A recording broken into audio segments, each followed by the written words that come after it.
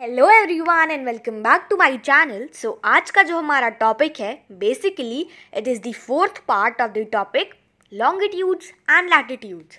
सो इसके last part में basically in the third part we discussed about parallels and latitudes. Basically they are the same terms. Then important parallels, what are the important parallels and how do they help us in dividing our earth into three heat zones, that are torrid zone, temperate zone and frigid zone. So इस part में basically this is the fourth part. We will be starting from meridians और longitudes. So let's get started. So ये जो दो terms हैं meridians और longitudes, इनका मतलब बिल्कुल सेम है. कैसे, चलिए जानते हैं. So the equator is used as the line of reference for locating places in north and south directions. So equator को हम एक रेफरेंस की तरह यूज़ करते हैं. इक्वेटर जो लाइन है उसे हम रेफरेंस की तरह यूज़ करते हैं प्लेसेस को लोकेट करने के लिए, whether the place is located in north और इन दी साउथ. कैसे? क्योंकि अगर हमारे पास अर्थ है एंड अर्थ का हमारे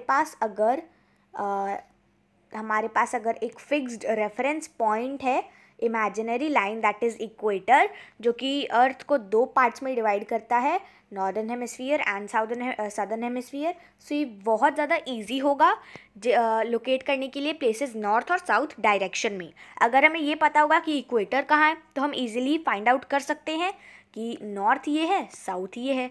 सो ये बहुत ही ज़्यादा इजी हो जाता है अगर हमें इक्वेटर पता हो.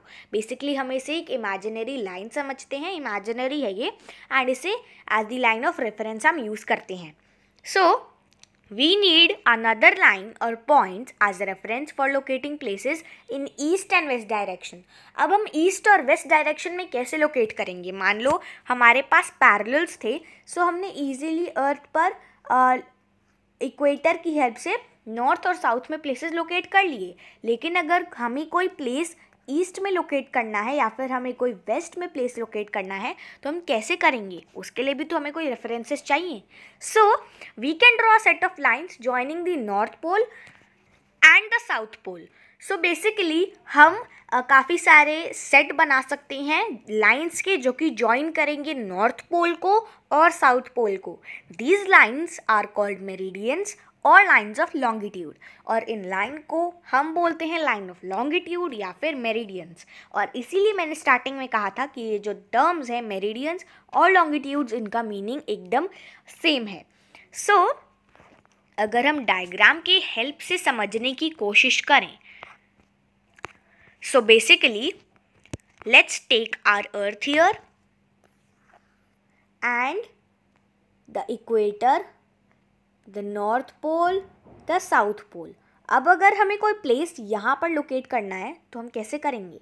We can draw set of circles joining north pole and south pole, and these are called the meridians or lines of longitudes.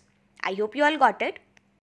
In 1884, some countries mutually agreed to fix Greenwich, a place few kilometers east of London in UK, as the starting point for the meridians. So 1884 में कुछ countries ने agree किया Greenwich को fix करने के लिए, जो कि कुछ किलोमीटर्स दूर है लंदन, यूके में जो लंदन है उससे दूर है थोड़ा ग्रीनविच.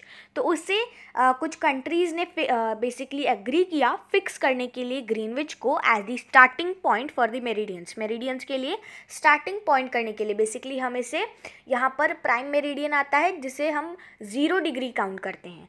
ओके, सो बेसिकली 1884 में कुछ कंट्रीज़ ने एग्री किया ग्रीनविच, जो कि एक प्लेस है यूके में लंदन से कुछ किलोमीटर दूर, जिसे हम स्टार्टिंग पॉइंट कंसिडर कर सकते हैं मेरिडियंस का. The meridian which passes through Greenwich was taken as the prime meridian. अब लेट्स सपोज ये अर्थ है हमारा एंड यहाँ पर कहीं तो ग्रीनविच है, राइट. अब जो यहाँ पर मेरिडियन इससे पास थ्रू करेगा, लेट्स से दिस मेरिडियन, सो इसे नाम दिया गया प्राइम मेरिडियन का. ऑलराइट, सो जो मेरिडियन ग्रीनविच के थ्रू पास कर रहा था उसे प्राइम मेरिडियन का नाम दिया गया. The distance of a place east और west of the prime meridian is measured as an angle. So जो डिस्टेंस होता है ना कोई भी प्लेस का ईस्ट या फिर वेस्ट, प्राइम मेरिडियन से उसे हम एंगल में मेजर करते हैं. This angle is the longitude of that place. और वो जो पर्टिकुलर एंगल होता है वो उस प्लेस का लॉन्गिट्यूड होता है.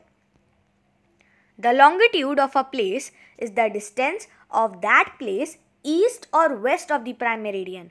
जो लॉन्गिट्यूड होता है उस प्लेस का वो ये बताता है कि वो प्लेस प्राइम मेरिडियन के वेस्ट साइड में है या फिर ईस्ट साइड में है. Measured as an angle whose vertex is at the center of the earth. जो बेसिकली मेजर हम करते हैं एंगल में जिसका वर्टेक्स अर्थ के सेंटर में है. बेसिकली हमने डायग्राम भी देखा था तो यहाँ पर है बिल्कुल सेंटर में. Alright, we can see figure 2.9 which is over here. So yeah, जैसा मैंने बताया था कि ये कुछ इस टाइप का होता है. यहाँ पर हमारा सेंटर आता है अर्थ का. The longitude of a place is always expressed in degrees. The prime meridian as the starting meridian is marked as 0 degree. So जो longitude होता है किसी भी प्लेस का वो हम हमेशा एक्सप्रेस करते हैं डिग्रीज में. जैसे 0 डिग्री या फिर 0 degree west, 0 degree basically 0 degree तो वही रहेगा. Then 10 degree west, 10 degree east, इस तरह से.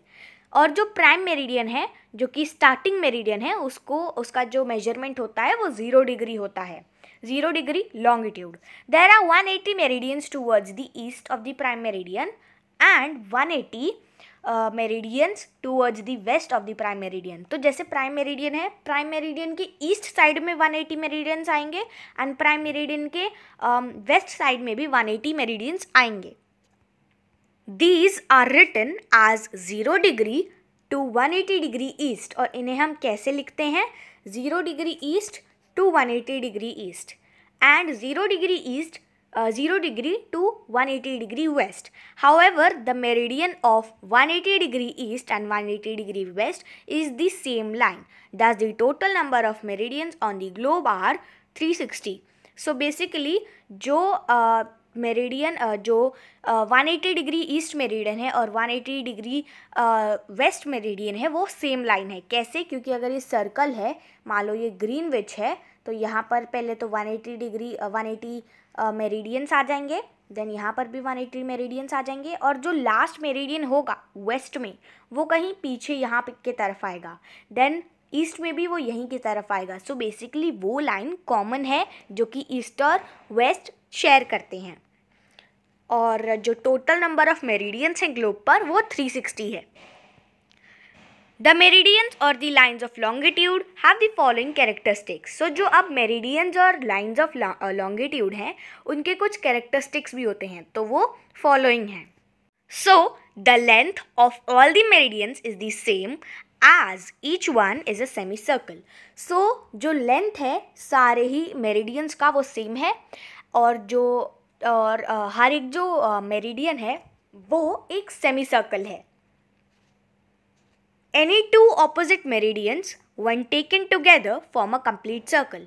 और जब हम कोई भी दो ऑपोजिट मेरिडियन सच एज हमारा अर्थ है, देन एक ये मेरिडियन है और एक उसके पीछे वाले साइड है, तो जब हम इन्हें टुगेदर लेंगे तो ये एक कंप्लीट सर्कल बनाएगा.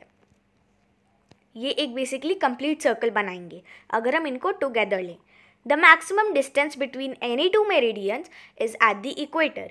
जो सबसे ज़्यादा डिस्टेंस होता है कोई भी दो मेरिडियन का वो इक्वेटर पे होता है, which is about 111 kilometre for 1 degree of longitude, जो कि अप्रॉक्सीमेटली 111 किलोमीटर होता है 1 डिग्री ऑफ लॉन्गिट्यूड के लिए. The distance between any two meridians decreases as we go away from the equator. अब जैसे जैसे हम इक्वेटर से दूर जाते जाएंगे पोल्स की तरफ, टूवर्ड्स द पोल. अब ये इक्वेटर है, हम इक्वेटर से इधर जाते गए या फिर इधर जाते गए, कोई भी पोल पर अगर हम जाएंगे सो जो डिस्टेंस होगा मेरिडियंस का वो धीरे धीरे घटेगा, डिक्रीज होगा. All the meridians meet at the poles. जितने भी मेरिडियंस हैं वो पोल्स पर मिलते हैं, ठीक है, ये ऐसे पोल्स पर आकर मीट होते हैं. East of the prime meridian up to 180 degree east is the eastern hemisphere, whereas the west of the prime meridian up to 180 degree west is the western hemisphere. So जो prime meridian का east side होता है 180 degree east से ज़्यादा, वो eastern hemisphere में आता है. और वहीं अगर हम वेस्ट की बात करें प्राइम मेरिडियन से वेस्ट साइड की, सो 180 डिग्री वेस्ट से ज़्यादा जो होता है वो वेस्टर्न हेमिस्फीयर में आता है. And with this we have finished the fourth part of the topic, जिसमें हमने काफ़ी कुछ मेरिडियंस के बारे में डिस्कस किया. इसके फिफ्थ पार्ट में we will discuss how to locate places on the globe. So we will meet again in the next video. Till then take care, bye and stay updated.